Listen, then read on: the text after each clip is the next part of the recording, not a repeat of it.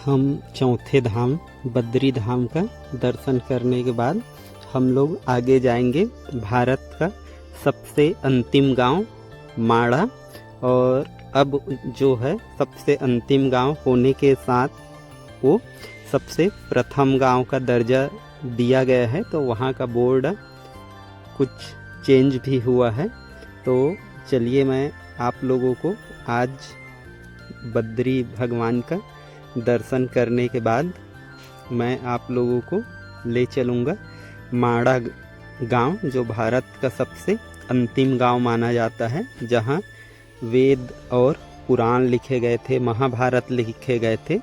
और यहीं से स्वर्ग का रास्ता भी है, जिसमें से होकर पांडव लोग स्वर्ग गए थे। साथ में यहाँ पर ऐसा वाटरफॉल है जो पापियों पर नहीं गिरता, ऐसा माना जाता है, यशोधरा फॉल, तो वो उसका भी एक ट्रेकिंग है। तो चलिए हम लोग चलते हैं माड़ा विलेज। यहाँ से लगभग 3 किलोमीटर की दूरी पर है। तो जब भी आप 4 धाम की यात्रा पर आते हैं तो पहले भगवान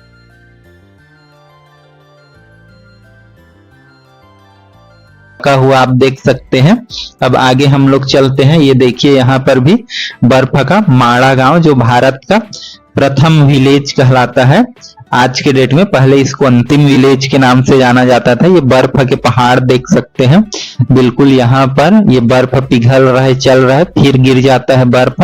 तो इस प्रकार से यहाँ पर और खूबसूरती आपको ज्यादा नजर आने लगेगी। देखिए पहाड़ कितने सुंदर, बर्फ से ढके पहाड़, यदि खुला आसमान हो तो और भी सुंदर। ये देखिए यहाँ हम देख सकते हैं, ये हम लोग पहुंच गए भारत का प्रथम विलेज।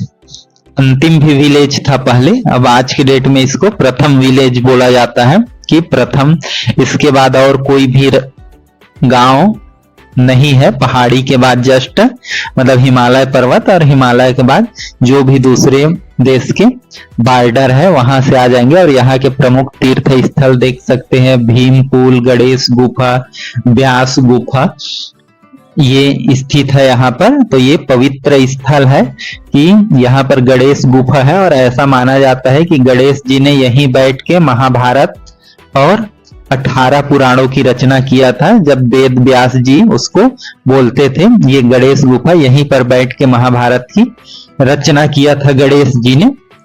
तो ये पवित्र स्थल है बहुत हमारा, और इसीलिए जो बद्रीनाथ है उसको हमारे हिंदुओं का सबसे पवित्र स्थल या बैकुंठ माना जाता है। और यहीं पर एक गणेश जी का मंदिर भी है, जहां पर हम गणेश जी का दर्शन कर सकते हैं।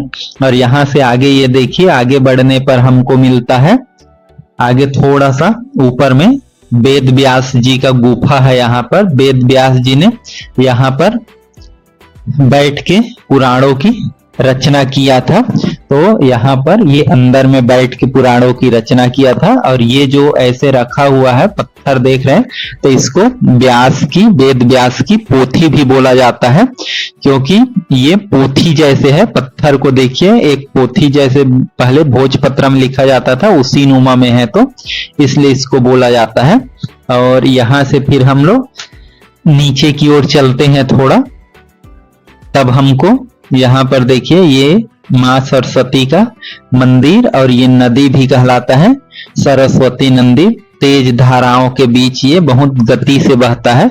और ये जो पुल देख पा रहे हैं आप, 2 पत्थरों के बीच से जो माँ सरस्वती आ रही है, ये जो नदी है ये सरस्वती नदी है। और ये बहुत जल्दी जाके अलकनंदा नदी में समाहित हो जाती है, मिल जाती है। और ये जो पुल दिख रहा है, दो पत्थर, इसे भीम पुल बोला जाता है। ऐसा माना जाता है कि इसी रास्ते से पांडव स्वर्ग का रास्ता गए थे। तो ये 2 पत्थरों से उनको जाने के रास्ते में भीम ने ऐसे खड़ा कर दिया था, तो इसलिए इस पुल का नाम भीम पुल है। देखिए माँ सरस्वती कितनी तेज प्रवाह से प्रवाहित हो रहा है, और इसका आवाज बहुत ज्यादा तेज रहता है पत्थरों के बीच बहने के कारण।